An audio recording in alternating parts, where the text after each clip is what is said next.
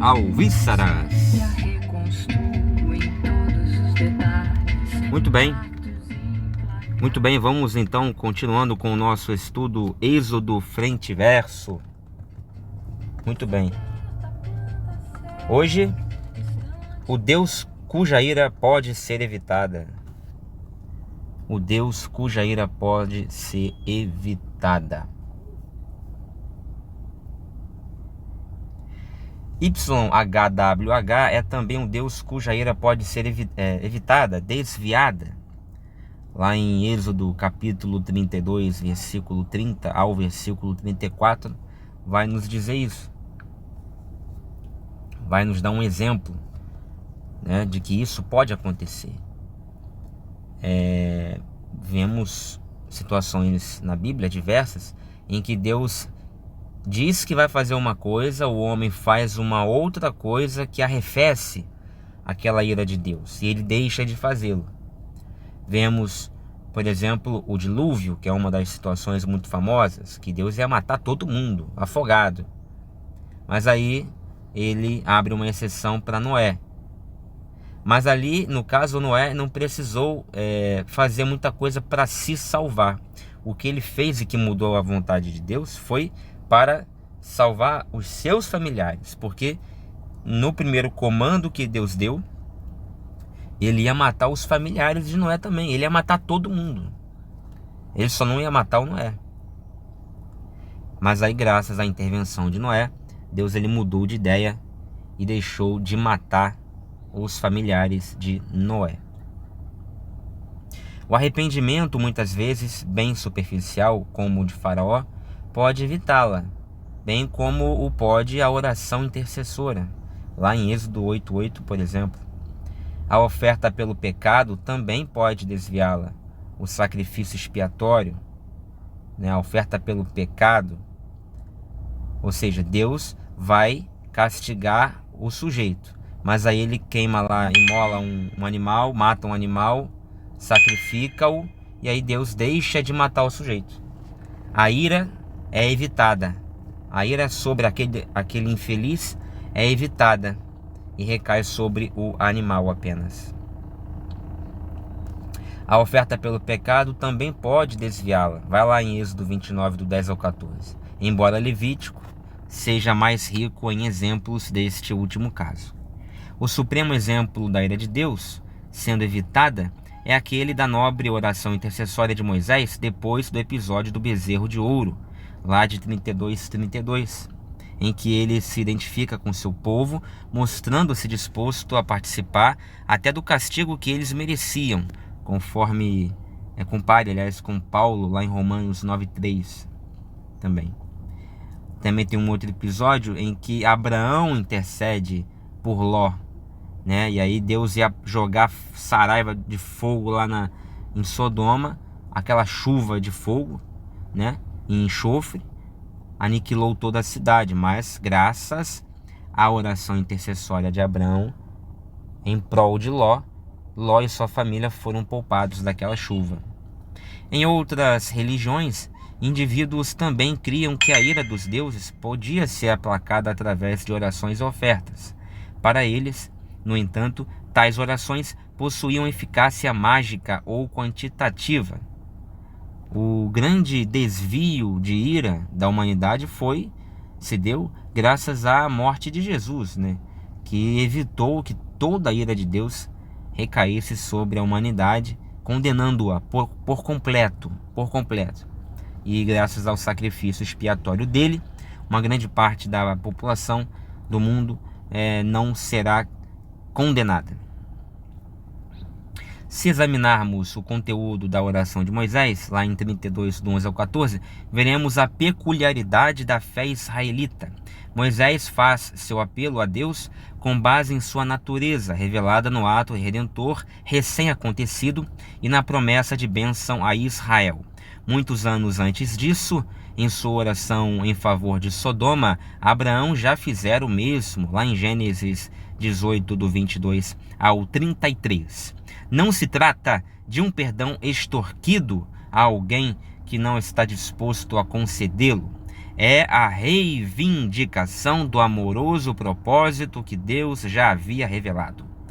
Quando lemos mais adiante sobre a revelação que YHWH faz de sua própria natureza, vemos que ele não é um Deus que se alegra com a ira e o castigo. Seu prazer está em demonstrar misericórdia, lá em 34:6, como fica bem patente em outras partes do Velho Testamento, por exemplo, Ezequiel 18:23. O oferecer uma oração intercessória, às vezes simbolizada pelo incenso, lá em Números, por exemplo, 16:46, em favor da nação pecaminosa, é considerado um ato de propiciação, veja lá 32:30. Até mesmo uma oferta em dinheiro ao tesouro sagrado pode ser considerada expiação, veja 30:16. Uma oferta propiciatória aceita como resgate pela vida, algo muito parecido com as indulgências católicas da Idade Média, tão criticadas. Exatamente. Então você tem aqui o ato propiciatório. O que é o ato propiciatório? Oferecer, por exemplo, uma oração intercedendo por alguém, que foi o que Abraão fez em prol de Ló, e que muitas vezes, nem sempre, muitas vezes acompanhada da queima do incenso, né? Isso é considerado um ato de propiciação. Propiciação seria uma espécie de intercessão, entendeu? Agora veja, quando se dá dinheiro ao tesouro sagrado lá no Antigo Testamento, lá no Pentateuco, isso também é um ato, uma atitude expiatória. Então você aí teria, no caso, uma oferta propiciatória. Não é mais uma oração propiciatória ou intercessória, mas uma oferta propiciatória. Por que uma oferta propiciatória? É uma oferta que você dá ao tesouro sagrado, a casa do tesouro, assim chamada, para ajudar a casa do tesouro, para ajudar os levitas, para ajudar, enfim, os sacerdotes, para honrar a Deus e aquele monte de blá blá blá. Então isso seria uma oferta propiciatória. Agora, a questão aí é que essa oferta propiciatória, muitas vezes, na Bíblia, foi aceita e entendida como resgate pela vida, né, de alguém. Ou seja, você vai lá e para resgatar aquela vida, para tirá-la do sofrimento, da servidão e retirá-la, né, do alvo da ira de Deus, que geralmente era a morte mesmo. O resultado seria um castigo com pena de morte. Para você fazer isso, muitas vezes, na Bíblia, hein? Na Bíblia, você ia lá e pagava para ter aquele resgate. Você pagava para resgatar aquela pessoa, para impedir que a ira de Deus se manifestasse, para desviar essa ira da direção daquela vítima, daquela pessoa. Então, ora você mandava um animal no lugar e expiava o pecado daquela vítima, ora você, enfim, fazia isso aqui. Você ia lá e dava um cascalho para o sacerdote. O sacerdote via aquela cor do dinheiro, né? Daquela grana, daquela moeda, daquele ouro, etc, etc. Dava de volta aquele infeliz para você. Ele ia todo serelepe pimpão, né? Rindo de orelha a orelha, porque deixou de estar, aspas, no corredor da morte ali daquela época, graças a você que foi lá e pagou pela liberdade do sujeito, pagou para livrar a barra do infeliz. Isso porque, para a sorte do infeliz, você tinha dinheiro, né? Agora, claro que havia aqueles que não o tinham. E aí, meus sentimentos, né? Meus sentimentos. Agora, o que eu faço aqui no meu livro? Eu faço esse paralelo com as indulgências católicas da Idade Média, que, de uma certa maneira, faziam o mesmo. O que era a indulgência católica? Era um pedaço de madeira que se falava ser da cruz de Cristo. Você comprava e teria a vida abençoada, ou você, enfim, pagava lá um dinheiro, né, para geralmente ali numa missa de 7º dia, de 30 dias, etc, etc, você, que eram caras, né, eram missas caras, você pagava ali uma farpela também. E aí o que acontece? Você pagando essa farpela, você celebrando aquela missa ali, mise-en-scène muitas vezes, né? Você fazia com que aquela alma lá, que já morreu há muito tempo, já morreu há dias, meses, anos, você fazia com que aquela alma fosse poupada, né? De sacrifícios, de tormentos satânicos lá no purgatório. E você conseguia fazer com que, inclusive, o tempo de estadia ou de estada dela lá naquele ambiente inóspito e terrível até fosse abreviado, né? Então, quanto mais dinheiro você desse lá para o padre, para o bispo, para celebrar aquela missa, aquela coisa toda, ou até mesmo sem missa, quanto mais você desse aquela oferta propiciatória, né? Expiatória de certa maneira também, quanto mais desse esse valor, quanto maior fosse esse valor, menos tempo o infeliz, que já falecido, né? Passaria lá no purgatório. Então essencialmente a mesmíssima coisa. Então digo isso porque muitas vezes protestantes, principalmente aqueles protestantes pseudo-intelectuais e de igrejas históricas, né, calvinistas e tal, adoram, né, criticar as indulgências católicas. As indulgências católicas, um bando de 7-1 enganando o povo, esses católicos, né, esses padres. Idade média foi a idade das trevas e tal. E aí bota tudo na bunda da igreja católica. Mas na verdade não olha que o próprio rabo tá sujo. Porque o que acontece? A própria Bíblia Sagrada, o próprio povo judeu israelita antigo, já fazia o que podemos também chamar de indulgências.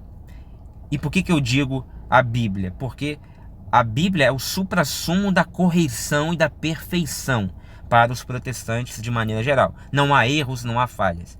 Pois é, meu amigo, mas tem aqui uma coisa que você precisa então reconsiderar na sua avaliação com respeito às indulgências católicas. Porque se está aqui na Bíblia que o povo hebreu antigo fazia ou dava dinheiro para livrar a barra de certas pessoas, dava dinheiro para impedir que certas pessoas morressem ou ficassem sendo castigadas pelo mal que fizeram, comprovadamente. Então, então você que que idolatra a Bíblia, você também precisa, né? Você também precisa enxergar que o que os católicos faziam era a mesma coisa, portanto, essencialmente a mesma coisa, portanto, não havia também nenhum mal, não havia nenhum problema também. Por que há problema em os católicos fazerem o que está escrito aqui no livro de Êxodo? Por que o povo israelita antigo podia, né, pagar um cascalho e livrar o sujeito de uma pena de castigo forte, grande, ou até de morte pelo erro que ele cometeu, e a Igreja Católica, o padre da Idade Média lá, não podia, né, receber lá um cascalho, também um dinheiro daquela viúva que acabou de perder o marido e que desejava que o seu marido ficasse menos tempo no purgatório, e aí vai lá e dá uma farpela, né, na mão do padre dos cofres católicos, né? Por que também? Por que uma coisa pode só porque está escrito na Bíblia e a outra coisa não pode, se são essencialmente a mesma coisa, né? Então, vai lamber sabão, né? Vai lamber sabão. Vamos terminando aqui esse vídeo por aqui mesmo. A gente vai ter que fazer, os comentários acabaram sendo mais longos, vamos ter que fazer em 2 partes, tá bom? Então essa foi a primeira parte do Deus cuja ira pode ser evitada. Até o próximo vídeo, se Deus quiser.